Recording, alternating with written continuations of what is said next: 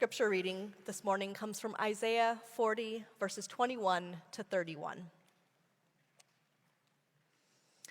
Have you not been paying attention? Have you not been listening? Haven't you heard these stories all your life? Don't you understand the foundation of all things? God sits high above the round ball of earth. The people look like mere ants. He stretches out the skies like a canvas, yes, like a tent canvas to live under. He ignores what all the princes say and do. The rulers of the earth count for nothing. Princes and rulers don't amount to much. Like seeds barely rooted, just sprouted, they shrivel when God blows on them. Like flecks of chaff, they're gone in the wind. So who is like me? Who holds a candle to me, says the Holy. Look at the night skies. Who do you think made all this? Who marches this army of stars out each night, counts them all, names them by name, magnificent, so powerful, and never overlooks a single one? Why would you ever complain, O Jacob, or whine, Israel, saying, God has lost track of me. He doesn't care what happens to me. Don't you know anything? Haven't you been listening? God doesn't come and go. God lasts. He's creator of all you can see or imagine. He doesn't tire out, doesn't pause to catch his breath, and he knows everything inside and out.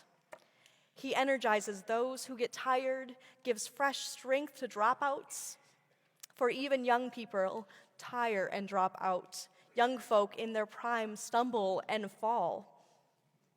But those who wait upon God get fresh strength. They spread their wings and soar like eagles. They run and don't get tired. They walk and don't lag behind. Our gospel reading this morning comes from Mark chapter 1, verses 29 to 39. Directly on leaving the meeting place, they came to Simon and Andrew's house, accompanied by James and John. Simon's mother-in-law was sick in bed, burning up with fever. They told Jesus this. He went to look at her, took her hand, and raised her up. No sooner had the fever left than she was fixing a dinner for them.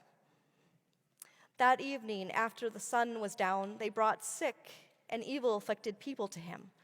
The whole city lined up at his door. He cured their sick bodies and tormented spirits. Because the demons knew his true identity, they didn't let them say a word. While it was still night before dawn, he got up and went out to a secluded spot and prayed. Simon and those with him went looking for him. They found him and said, "Everyone's looking for you." Jesus said, "Let's go to the rest of the villages so I can preach there also. This is why I have come." He went to their meeting places all through Galilee, preaching and throwing out the demons. I don't know about you, but did any of you feel a little defensive at the first part of the Isaiah text? Right off the bat, the accusations are leveled. You haven't been paying attention. You haven't been listening. You forgot the pivotal stories that you've heard all your life. And in general, don't you understand the foundation of all things? I mean, come on. And I've done some training in the past in how to have conversations with others, and this is not how you do it.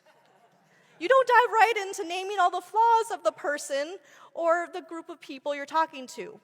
This is a sure way of defensiveness to come right in and for them to tune out what you are trying to get to, the meat of the matter. But I think this passage is hopeful in the end, but it starts off really direct and really firm. Come on, you guys, don't you know the basic stuff you've been taught since you were young? All right, let's lay it out for you all one more time. And it's kind of like you're talking to a child. This writer obviously has lots of feelings, and maybe this is the 10th or 20th time they've had to say this to the group of Israelites. And the Jewish people for whom the passage is intended needed a lot of hope and good news in this particular time. They were a people who had experienced losing a war to the Neo-Babylonian Empire, and a portion were taken into the captivity and relocated to Babylon. They were literally exiles living in a foreign land, ripped away from what felt familiar and comforting. War and everything that comes with it, and with all the devastation, it rewrites the trajectory of those it impacts. So in the chaos, people lose physical connection to blood relatives, not to mention those who had been killed already. So in the process of surviving, it makes sense that some would forget the stories of their people. Never mind paying attention when you're trying to survive. Never mind listening when your basic needs are tenuous. How can you understand the foundation of things when the understanding of your place in the world has drastically changed? When you are trying to survive and reclaim control of a life that feels disorienting, you will naturally lose focus of the things you've known for years, if not decades. While few of us can probably relate to being in exile from our country, that doesn't mean that we can't find aspects of it that resonate with our own lived experience. Some of us find ourselves at odds with how to navigate a world that has drastically changed in the last 4 years. Some of us are absolutely dumbfounded how to live in this new political landscape. Our churches look different. The people that we once counted part of our community have moved on or gone to other things. And we see how well or not well our children and grandchildren and those that we care about are handling all this rapid change. And it is a deep pain when we know we can't fix it. And unfortunately, there are no easy answers. And if we know the solution, the road to the said solution is long and daunting. And when you're so weary and exhausted, knowing that the solution is so far off can feel demoralizing. And it feels like things fall into disarray in an instant, and it takes months, if not years, to set it right. And who has time for that? Not me. And to borrow the words of Veruca Salt in Willy Wonka and the Chocolate Factory, don't care how, I want it now. I want the solution now. I don't care how climate change gets solved, we want it now. We don't care how our churches will begin to thrive again, we want it now. We don't care how our broken relationships will get fixed, we just want it now. Don't care how, we just want it now. And in this anxiousness and yearning for easy fixes, that's not new. Jesus healed Simon's mother-in-law, and before long, the whole town showed up looking for their own healing. The number of people looking for healing was large enough that Jesus had to sneak away in the middle of it to get away from all the people wanting to be healed. And we know that the crowd must have been growing impatient when they realized that the person that maybe held the answer to their problems had disappeared. And so the disciples, feeling the anxiety of the crowd, literally hunted down Jesus. And Jesus resists it. He doesn't go back to them, and in a way, he probably could have just waved his hand at the whole crowd and they all would have been healed. That would have been a quick fix for sure.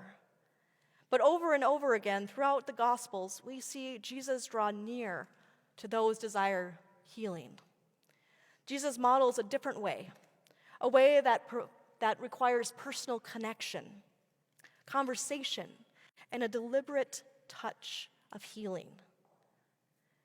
There seems to be some aspect to the healing power of relationships that goes hand in hand with Jesus' power.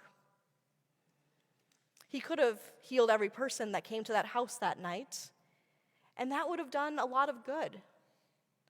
But that does not seem to be Jesus' goal. In a crowd of people who needed him, he slipped away to recenter himself. And even when the disciples pressured him to come back and heal just one more person, maybe a couple more, he remained firm that it was time to move on, time to move to other people that needed him, time to get to preaching, time to get to the heart of why he was there on earth. And for the people that were not healed that day, their fate wasn't sealed. It's important to note that the demon-possessed or evil-afflicted people who this passage talks about, these were the type of people that were often pushed to the edges of society. Because for whatever reason, whether demon possession or mental illness or just behavior that didn't fit the norms, these folks were exiled in their own community. Whatever ailed these folks was beyond their control, but what was within the control of the community after Jesus left was the ability to welcome them back into community. I wonder if the people that were evil inflicted and healed by Jesus that day got a new perspective. Having been in that situation, maybe they were the first person that said, "We want you back into our midst. We want you to be in the heart of things because you are so important to this life of this community." Unless we think that this is an issue that was only in Jesus' time. The past 4 weeks, a group of folks from this church and 4 other communities around the Twin Cities have been reading a book on Christian response to homelessness. Kevin Nye names the broader solutions to homelessness, but what he names as a tangible thing that Christians of any age can do to address the situation is to foster authentic relationships with people, including the people that are homeless, maybe experiencing mental illness, addiction, exhibiting behaviors that make us uncomfortable. Getting someone housed, he says, is a good first step, and of course, we always lead with housing first as a solution to people that need housing, right? Sounds simple, but unfortunately, that's not the norm in all societies. But what he names as a vital piece of these people maintaining stability is not more money, necessarily, it is helpful, but it is what relationships are built and are brought back into this person's life. Over and over, Kevin reminds us that any solution that we come up with will not succeed without meaningful relationships. And he names the church as a big part of this. And after a person being on the margins of society, we've noted encampments literally being cleared out, several in the last couple weeks, because the very existence of homelessness the homeless in our midst, just the image of them is too much for some to bear. And when you receive that reminder that you are an exile in your own city, you begin to lose sight of basic things, like there is hope, or that there is possibility beyond your current circumstances. And there are less and less places in society where a wide swath of people can come together and build community. And it is at this communion table that we will all come to later in the service, where we all join to remind ourselves and each other of the stories and truths that we might have forgotten ourselves. Truths like there is enough room at this table for everyone. You won't be relegated to the kids' table in this place. You won't be barred entry because you don't look and act the way we want you to look. The things that feel overwhelming are compounded when we are isolated. So today, as we come to this table, may we be reminded this is not a table of quick fixes.